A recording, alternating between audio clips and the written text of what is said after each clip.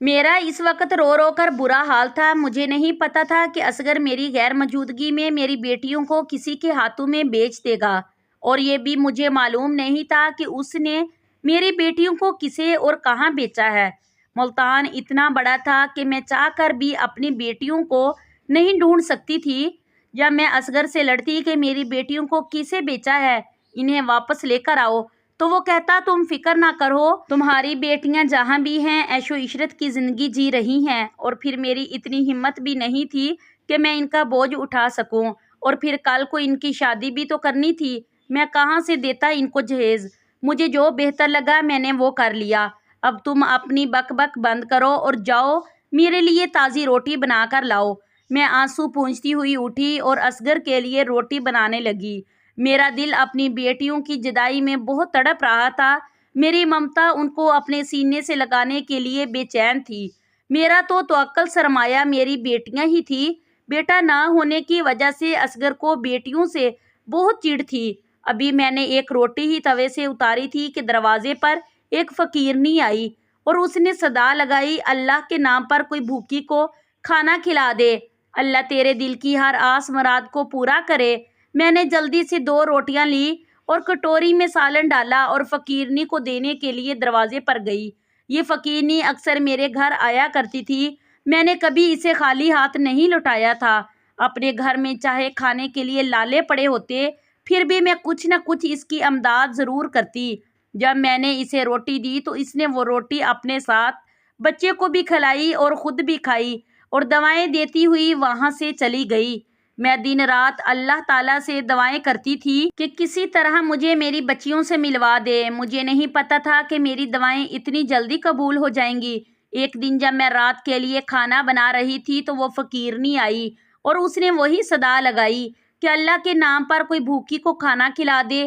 میں نے پلیٹ میں چاول ڈالے اور اسے دینے کے لیے دروازے پر گئی۔ اس نے وہ چاول شاپر میں ڈالے اور بولی، بیٹی مجھے تم پریشان لگ رہی ہو، اگر تم برا نہ مانو تو کیا میں اس پریشانی کی وجہ پوچھ سکتی ہوں؟ میں بولی، تم جان کر کیا کرو گی؟ اس نے خود ہی پوچھ لیا، تمہاری بیٹیاں کدھر ہیں؟ اب وہ نظر کیوں نہیں آتی؟ پہلے تو وہی مجھے خیرات ڈالا کرتی تھی۔ اس کے پوچھنے پر میں نے زاروں قطار رونے لگی۔ میں بولی، میں تو خود نہیں جانتی میری بیٹیاں کدھر ہیں اور کس حال میں ہیں۔ تو جو بات اس فقیرنی نے مجھ سے کہی میں وہ جان کر بہت خوش ہوئی۔ وہ کہنے لگی، تم پریشان کیوں ہوتی ہو؟ میں تمہیں بتاتی ہوں کہ تمہاری بیٹیاں کدھر ہیں اور کس حال میں ہیں، اور تم جا کر ان سے مل بھی سکتی ہو۔ میں نے اس کے ہاتھ تھامے اور بولی، مجھے جلدی سے بتاؤ کہ میری بیٹیاں کدھر ہیں۔ تو وہ فقیرنی بولی، پہلے مجھے یہ بتاؤ کہ تمہاری بیٹیاں ادھر کیسے گئیں؟ تو میں نے اسے بتایا کہ ان کا باپ اپنی بیٹیوں کو بوجھ سمجھتا تھا اور خود کچھ کماتا نہیں تھا، اس لیے اس نے میری بیٹیوں کو پیسوں کی لالچ میں بیچ دیا۔ اب جلدی سے مجھے بتاؤ کہ میری بیٹیاں کدھر ہیں اور کس حال میں ہیں۔ تو وہ فقیرنی بولی، تمہاری بیٹیاں ساتھ والے گاؤں کے چودھری دلاور کی حویلی میں ہیں۔ چودھری دلاور بہت نیک دل انسان ہے۔ ایک دن جب میں نے ان کی حویلی کے سامنے جا کر صدا لگائی تو اندر سے انہوں نے اپنی نوکرانی کو بھیجا جو مجھے اپنے ساتھ حویلی کے اندر لے گئی، کیونکہ وہ کھانے کا ٹائم تھا، سب لوگ حویلی میں کھانا کھا رہے تھے۔ چودھری دلاور نے اپنی نوکرانی سے کہہ کر مجھے کھانا دلوایا۔ میں نے پیٹ بھر کر کھانا کھانے کے بعد چودھری دلاور سے کہا کہ میرے بچے گھر میں بھوکے ہیں، تو انہوں نے شاپر بھر کر مجھے کھانا دیا۔ اور ہاں، مجھے یاد آیا، میں نے وہاں تمہاری 2 بیٹیوں کو دیکھا تھا جنہوں نے بہت خوبصورت لباس پہنا ہوا تھا اور مالکن کی طرح کرسیوں پر بیٹھی کھانا کھا رہی تھی۔ پہلے تو مجھے یہ نظر کا دھوکہ لگا، لیکن جب میں نے دماغ پر زور دیا تو مجھے یاد آیا کہ میں نے تو انہیں تمہارے گھر دیکھا تھا، اس لیے میں نے آج تمہاری بیٹیوں کے بارے میں تم سے پوچھا۔ تم فکر نہ کرو، تمہاری بیٹیاں وہاں بہت عیش و عشرت میں ہیں، نوکر ان کے آگے پیچھے پھرتے ہیں۔ چودھری دلاور، جو کہ پہلے بہت ظالم چودھری تھا، اس نے ناحق بہت سے لوگوں کی زمینیں ہڑپ کی تھی۔ پھر پتہ نہیں خدا کا کیا کرنا ہوا کہ اس کی بیوی کی طبیعت اچانک بہت خراب ہو گئی اور وہ کوما میں چلی گئی۔ اس کے بعد چودھری دلاور ایک رحم دل انسان بن گیا ہے۔ تب سے چودھری دلاور نے سارے برے کام چھوڑ دیے ہیں۔ اس نے لوگوں کی چھینی ہوئی ان کی زمینیں بھی واپس کر دی ہیں۔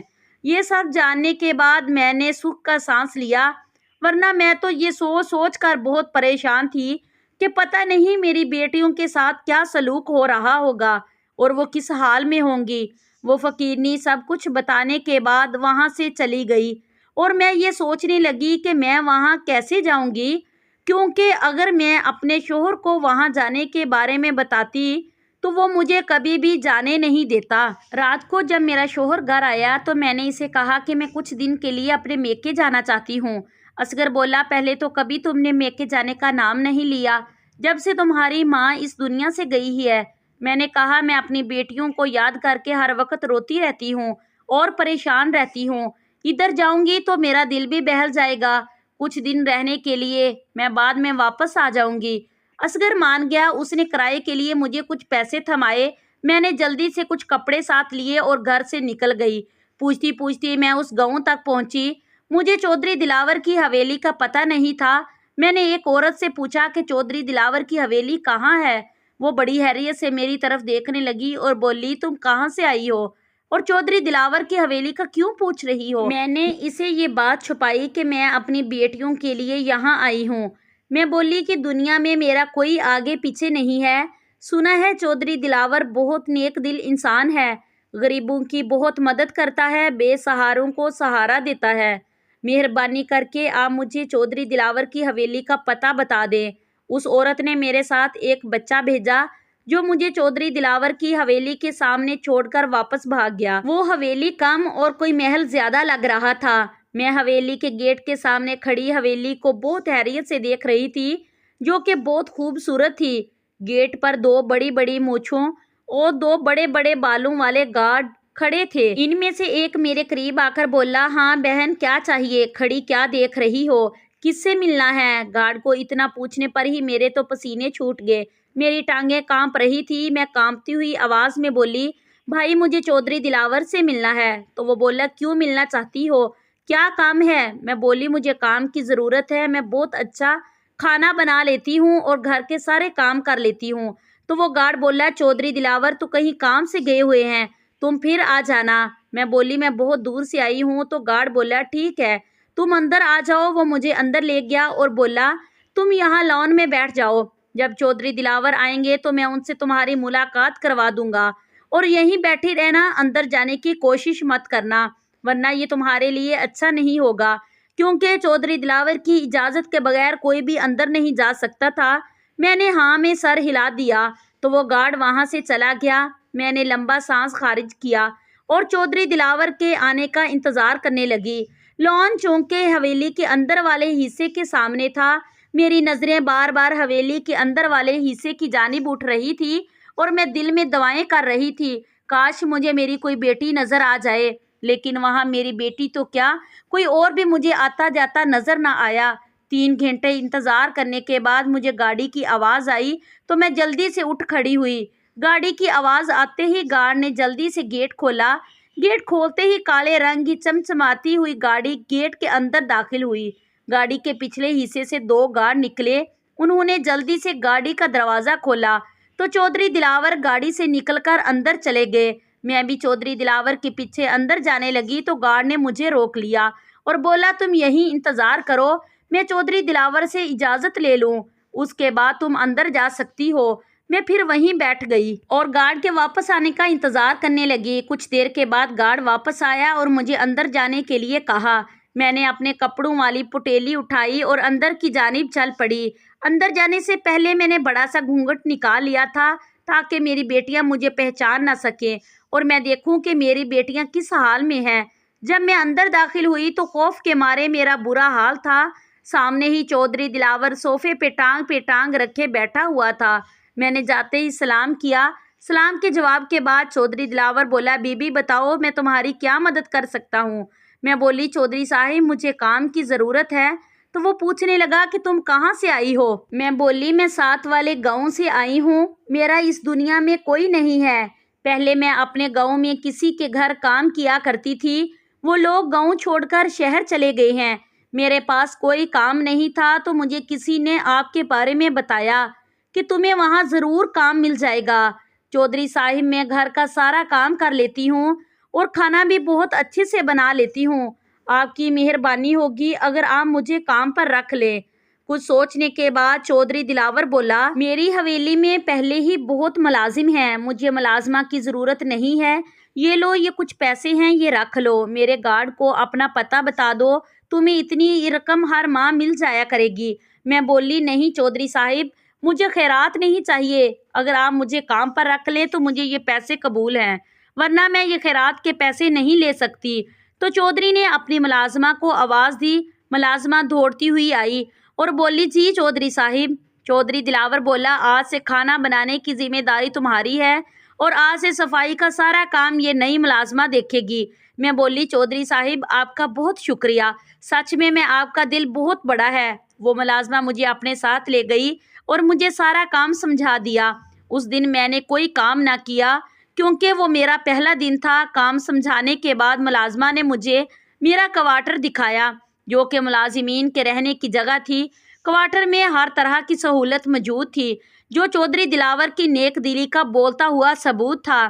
اگلے دن فجر کی اذان پر رضیہ نے مجھے جگایا۔ رضیہ حویلی کی پرانی ملازمہ تھی۔ میں نے اٹھنے کے بعد نماز فجر ادا کی اور اللہ تعالیٰ کے سامنے گڑ گڑا کر دعا کی کہ وہ مجھے میری بیٹیوں سے ملا دے۔ اس کے بعد میں اپنے کام پر لگ گئی۔ تمام کمروں کی صفائی کرنے کے بعد جب میں آخری کمرے کی صفائی کرنے کے لیے اس کمرے کی جانب گئی تو ایک دم مجھے پیچھے سے رضیہ کی آواز آئی، اس کمرے میں مت جانا۔ میں بولی، کیوں؟ بس اس کمرے کی صفائی رہ گئی ہے۔ تو وہ بولی، اس کمرے میں کسی کو بھی جانے کی اجازت نہیں ہے۔ میں بولی، وہ کیوں؟ رضیہ بولی، میں تمہیں یہ بتانا ضروری نہیں سمجھتی، ابھی تم نئی آئی ہو، آہستہ آہستہ تمہیں سب پتہ چل جائے گا۔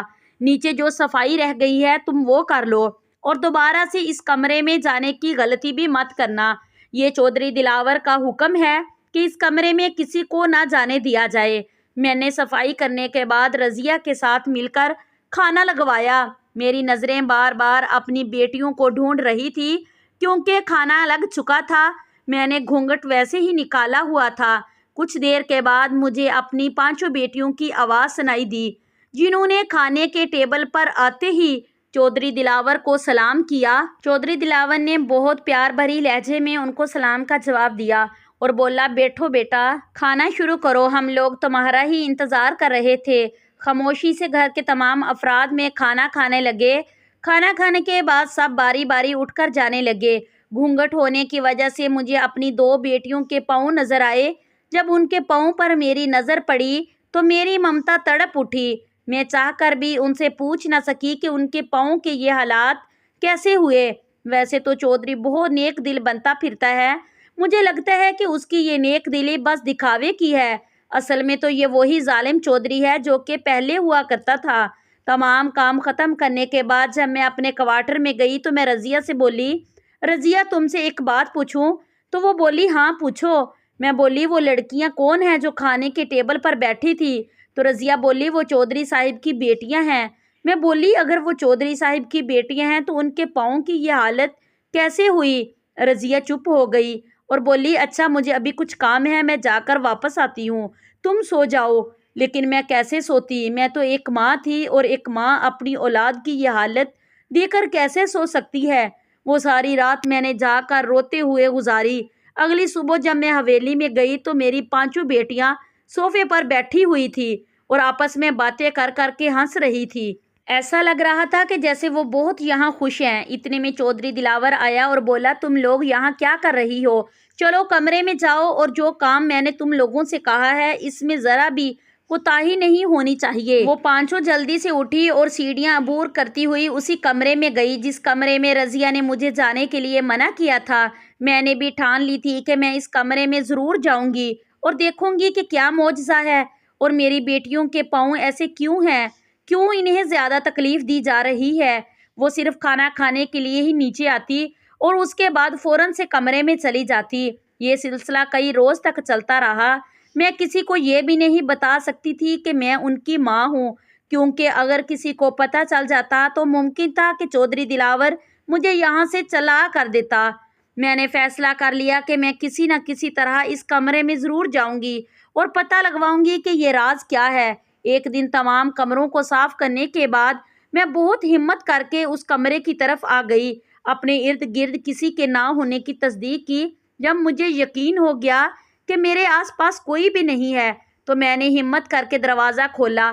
دروازہ کھولتے ہی جو منظر میں نے دیکھا وہ دیکھنے کے بعد میرا کلیجہ منہ کو آ گیا۔ میں بیان نہیں کر سکتی تھی کہ اس وقت میری کیا حالت تھی۔ اسی وقت میرے پیچھے سے کسی کی آواز آئی، تمہاری ہمت کیسے ہوئی اس کمرے تک آنے کی؟ میں نے جلدی سے دروازہ بند کر دیا۔ میں نے پیچھے مڑ کر دیکھا تو چودھری دلاور بہت غصے میں مجھ سے بولا، کیا تمہیں کسی نے بتایا نہیں کہ اس کمرے میں کسی کو بھی جانے کی اجازت نہیں؟ میں گھبراتے ہوئے بولی، جی بتایا تھا، میں نے سب کمروں کی صفائی کر دی تھی تو میں نے سوچا اس کمرے کی بھی کر دوں۔ چودھری دلاور مجھے انگلی دکھاتے ہوئے بولا، خبردار، آج کے بعد اس کمرے کے آس پاس بھی تم نظر آئی تو مجھ سے برا کوئی نہیں ہوگا۔ اب جاؤ یہاں سے اور جا کر اپنا کام کرو۔ میں روتے ہوئے وہاں سے چلی گئی۔ رضیہ جو یہ سب سن رہی تھی مجھ سے بولی، میں نے تمہیں منع بھی کیا تھا کہ اس کمرے میں مت جانا کیونکہ وہاں کسی کو بھی جانے کی اجازت نہیں۔ چودھری صاحب نے اس غلطی کی بنا پر کئی ملازموں کو نوکری سے نکال دیا ہے اور ہو سکتا ہے کہ تمہیں بھی نوکری سے نکال دیا جائے کیونکہ چودھری صاحب کو بالکل بھی یہ گوارا نہیں کہ کوئی اس کمرے کے آس پاس بھی بھٹکے۔ میں رضیہ سے بولی، رضیہ خدا کے واسطے کچھ کرو، میرے پاس تو کوئی اور ٹھکانہ بھی نہیں ہے کہ میں وہاں چلی جاؤں۔ رضیہ بولی، میں کچھ نہیں کر سکتی، میں تو خود ایک ملازمہ ہوں، میری کیا اوقات۔ اتنے میں چودھری دلاور نیچے آیا تو میں اس کے پاؤں پڑ گئی۔ چودھری صاحب خدا کے واسطے مجھے معاف کر دیں، آج کے بعد کبھی ایسی غلطی نہیں کروں گی، مجھے بس نوکری سے نہ نکالیں، میرا اور کوئی ٹھکانہ نہیں۔ چودھری بولا، اچھا ٹھیک ہے، جاؤ جا کر اپنا کام کرو اور مجھے اب کبھی پریشان مت کرنا۔ اگلے دن حویلی کو رنگ برنگے پھولوں سے سجایا جا رہا تھا۔ رضیہ مجھ سے بولی، سمینہ، آج پورے گھر کی اچھی طرح سے صفائی کرنے کے بعد کچن میں آ جانا اور کھانا بنانے میں میری مدد کرنا کیونکہ آج زیادہ لوگوں کا کھانا بنانا ہے۔ میں نے ہاں میں سر ہلا دیا اور اپنے کام میں مصروف ہو گئی۔ صفائی کا کام ختم کرنے کے بعد میں رضیہ کا ہاتھ بٹانے کچن میں چلی گئی۔ میں رضیہ سے بولی، آج یہ اتنا اہتمام کیوں ہو رہا ہے؟ کیا کوئی آ رہا ہے؟ تو رضیہ بولی، آج چودھری صاحب کے سب بیٹے جو کہ پڑھنے کے لیے مختلف ممالک میں گئے تھے آج سب اکٹھے ہو رہے ہیں، اسی خوشی میں حویلی کو سجایا جا رہا ہے اور چودھری صاحب نے حکم دیا ہے کہ کھانا بہت اچھا ہونا چاہیے کیونکہ ان کے بیٹے کافی سالوں کے بعد حویلی آ رہے ہیں، اس لیے چودھری صاحب چاہتے ہیں کہ کسی چیز میں کوئی کمی نہیں ہونی چاہیے۔ اچھا اب تم جلدی جلدی ہاتھ ہلاؤ اور یہ اپنا گھونگھٹ اٹھا دو، یہاں میرے علاوہ کون سا کوئی دوسرا ہے؟ میں نے اپنا گھونگھٹ اٹھایا۔ رضیہ بولی، اچھا تم سلاد بنا دو۔ میں نے سلاد بنانے کے بعد برتن صاف کیے۔ اتنی دیر میں گاڑی کے ہارن کی آواز آئی۔ میں نے اور رضیہ نے جلدی سے تازہ جوس کے ساتھ دوسری چیزیں ٹرے میں سجائی اور جلدی سے ڈرائنگ روم میں لے کر گئی جہاں چودھری دلاور ان کے بیٹے بیٹھے ہوئے تھے۔ ہمارے جاتے ہی چودھری دلاور کے بیٹوں نے ہمیں سلام کیا۔ ایسا لگ رہا تھا کہ چودھری دلاور نے ان کی بہت اچھی تربیت کی ہو۔ ان کی تربیت کا ہی اثر تھا کہ ان کے بیٹوں نے ملازمہ کو سلام کرنے میں پہل کی۔ ان کا بڑا بیٹا بولا، رضیہ بھی جلدی سے کھانا لگا دے، مجھے بہت زوروں کی بھوک لگی ہوئی ہے۔ رضیہ بولی، جی چھوٹے چودھری صاحب، ابھی لگاتی ہوں۔ میں نے اور رضیہ نے مل کر کھانا لگایا۔ چودھری دلاور اور ان کے بیٹے کھانا کھانے لگے۔ آج میری بیٹیاں کھانے کے ٹیبل پر موجود نہیں تھیں، یہ بات مجھے پریشان کر رہی تھی۔ میں نے طے کر لیا تھا کہ آج رات سب کے سونے کے بعد میں اس کمرے میں ضرور جاؤں گی، چاہے مجھے اس کے لیے نوکری ہی کیوں نہ چھوڑنی پڑے، اور میں ادھر آئی بھی تو اپنی بیٹیوں کے لیے ہوں۔ جب سب نے کھانا کھا لیا تو چودھری دلاور کے بیٹوں نے کھانے کی بہت تعریف کی۔ چودھری صاحب بولے، رضیہ یہ کھانا کس نے بنایا ہے؟ رضیہ بولی، چودھری صاحب یہ کھانا میں نے اور سمینہ نے بنایا ہے۔ چودھری دلاور بولا، آج میں بہت خوش ہوں کیونکہ میرے بیٹے کامیابی کے بعد گھر لوٹے ہیں اور پھر تم دونوں نے کھانا اتنا اچھا بنایا ہے، مانگو آج کیا مانگنا ہے؟ رضیہ بولی، چودھری صاحب مجھے کچھ نہیں چاہیے، اللہ تعالیٰ کے بعد آپ کا دیا ہوا سب کچھ ہے میرے پاس۔ اس سے پہلے کہ چودھری دلاور مجھ سے پوچھتا ان کا بیٹا بولا، بابا امی جان کیسی ہیں، ڈاکٹرز کیا کہتے ہیں؟ تو چودھری دلاور بولا، مجھے امید ہے کہ تمہاری ماں بہت جلدی ٹھیک ہو جائے گی کیونکہ وہ 1-2 دفعہ کومے سے باہر آئی ہیں لیکن پھر وہ کومے میں چلی جاتی ہے۔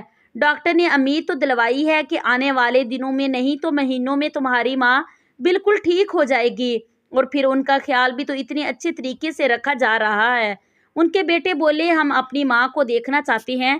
تو چودھری صاحب بولے چلو میرے ساتھ، اٹھ کر جانے لگے۔ تو میں بولی چودھری صاحب مجھے آپ سے کچھ مانگنا ہے اور مجھے امید ہے کہ آپ مجھے خالی ہاتھ نہیں لوٹائیں گے۔ تو چودھری دلاور بولا ہاں بتاؤ کیا مانگنا چاہتی ہو۔ میں نے چودھری دلاور کے سامنے اپنی جھولی پھیلائی اور بولی چودھری صاحب میری جھولی میں میری بیٹیاں ڈال دے۔ چودھری دلاور بولا کون سی بیٹیاں؟ تم کن بیٹیوں کی بات کر رہی ہو؟ میں بولی وہ جو کہ میرے شوہر اصغر نے آپ کو بیچی تھی اور اس کے بدلے میں آپ نے اسے بھاری رقم دی تھی۔ میں نے تو سنا تھا میری بیٹیاں یہاں بہت عیش و عشرت میں ہیں اور آپ ایک بہت نیک دل انسان ہیں، لیکن جب میں نے انہیں دیکھا تو میری ممتا یہ دیکھ کر تڑپ اٹھی۔ جب میں نے اپنی بیٹیوں کے پاؤں پر بڑے بڑے چھالے بنے ہوئے دیکھے جو کہ پانی سے بھرے ہوئے تھے، پتہ نہیں آپ لوگ کون سا ظلم میری بیٹیوں پر ڈھا رہے ہیں۔ میں تو یہاں اپنی بیٹیوں کو بس دیکھنے کے لیے آئی تھی، لیکن اب میں اپنی بیٹیوں کو اپنے ساتھ لے جائے بنا واپس نہیں جاؤں گی۔ چودھری دلاور خاموش رہا۔ چودھری دلاور کے بیٹے سوالیہ نظروں سے اپنے باپ کی طرف دیکھنے لگے۔ اتنی دیر میں میری بڑی بیٹی بھاگتی ہوئی سیڑھیوں سے نیچے آئی اور بولی چودھری صاحب جلدی آئیں، چودھرانی صاحبہ کو ہوش آ گیا ہے۔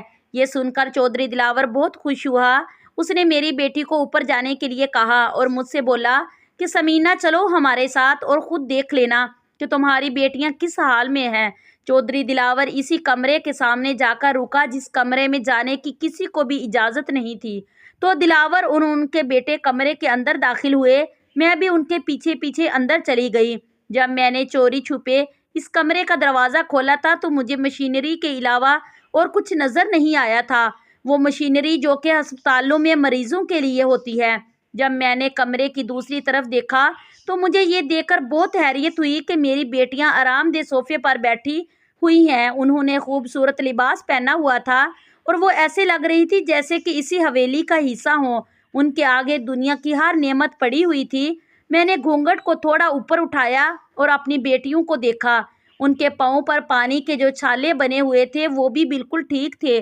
میری پانچوں بیٹیاں صوفے سے اٹھ کر چودھرانی کے بیڈ کے ارد گرد جمع تھی، جو چودھرانی کے ہوش میں آنے کی وجہ سے بہت خوش تھی۔ چودھری دلاور ڈاکٹر سے بولا ڈاکٹر صاحب کیا میری بیوی خطرے سے باہر ہے؟ ڈاکٹر بولے جی آپ کی بیوی مکمل طور پر ٹھیک ہے۔ تو چودھری دلاور بولا یہ سب ان بچیوں کی وجہ سے ممکن ہو سکا ہے جو کہ دن رات اس کے سر پر پہرا دیتی تھی۔ جیسے میری بیوی کو تھوڑا ہوش آیا تو اس بچی نے فوراً سے فون کر کے آپ کو بلوا لیا۔ ڈاکٹر بولی اچھا آپ مجھے اجازت دے دیں، میں یہ کچھ دوائیاں لکھ کر دے رہی ہوں جو کہ باقاعدگی سے ان کو دینی ہے اور اس میں کوتاہی بالکل نہیں ہونی چاہیے۔ رضیہ ڈاکٹر کا بیگ اٹھائے اسے باہر تک چھوڑنے کے لیے گئی۔ جب میں نے اپنا گھونگھٹ اٹھایا میری بیٹیاں مجھے اپنے سامنے دیکھ کر ہکا بکا رہ گئی اور وہ سب مجھ سے لپٹ کر رونے لگی۔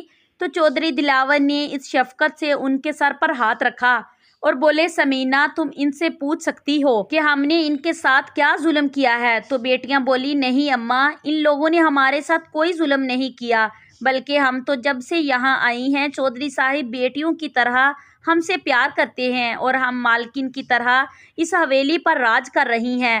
میں بولی تو تم لوگوں کے پاؤں پر جو پانی کے چھالے بنے ہوئے تھے وہ کیسے بنے؟ تو میری بڑی بیٹی بولی اماں یہ دونوں کچن میں کھانا بنانے کے لیے گئی تھی تو گرم گرم گھی ان کے پاؤں پر گر گیا۔ چودھری صاحب اور رضیہ کے منع کرنے کے باوجود بھی یہ دونوں کھانا بنانے کی ضد کرنے لگی۔ ان کی ضد کی وجہ سے انہیں یہ تکلیف اٹھانی پڑی۔ ہم اب سوچ بھی نہیں سکتی کہ ہم یہاں کتنی خوش ہیں۔ وہ تو خدا کا لاکھ لاکھ شکر ہے کہ ابا نے ہمیں چودھری دلاور کو بیچا، اگر کسی اور کو بیچتا تو پتہ نہیں آج تیری بیٹیاں کہاں کس حال میں ہوتی۔ ابا نے تو مڑ کر ہماری خبر تک نہیں لی کہ میری بیٹیاں جی رہی ہیں یا مر گئی۔ ان سے اچھے تو یہ لوگ ہیں جنہوں نے غیر ہوتے ہوئے بھی ہمیں اتنا پیار دیا۔ میں بولی مگر تم اس کمرے تک ہی محدود کیوں رہتی ہو؟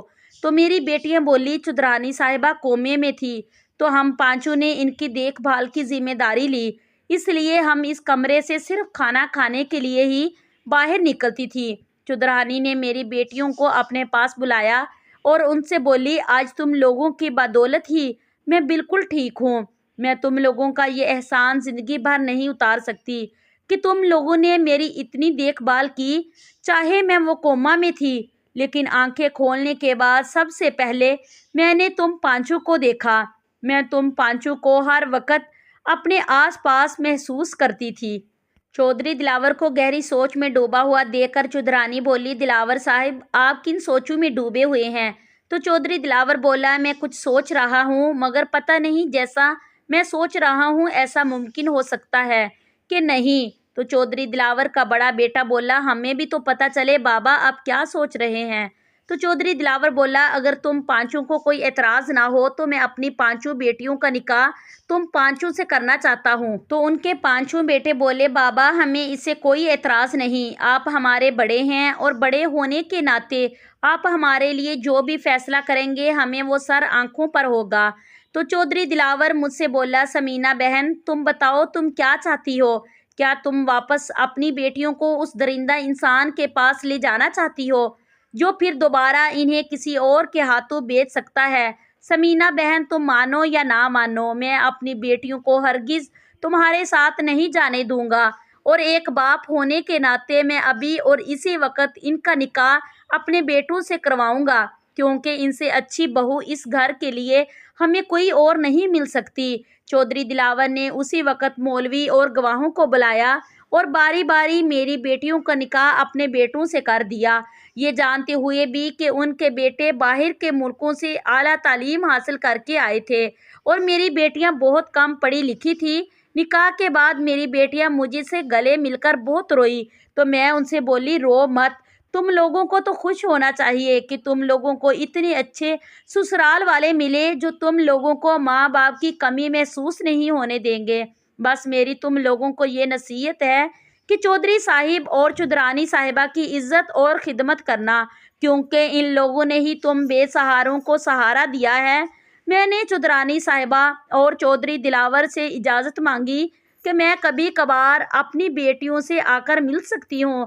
تو چودھری دلاور بولا، کیوں نہیں ثمینہ بہن، یہ تمہارا اپنا ہی گھر ہے، تمہارا جب دل کرے گا تم آ کر اپنی بیٹیوں سے مل لینا۔ سب سے اجازت لینے کے بعد میں اپنی بیٹیوں کو ڈھیروں دعائیں دیتی ہوئی اپنے گاؤں کی طرف چل پڑی، اس سکون اور اطمینان کے ساتھ کہ میری بیٹیاں خوشحال زندگی جی رہی ہیں۔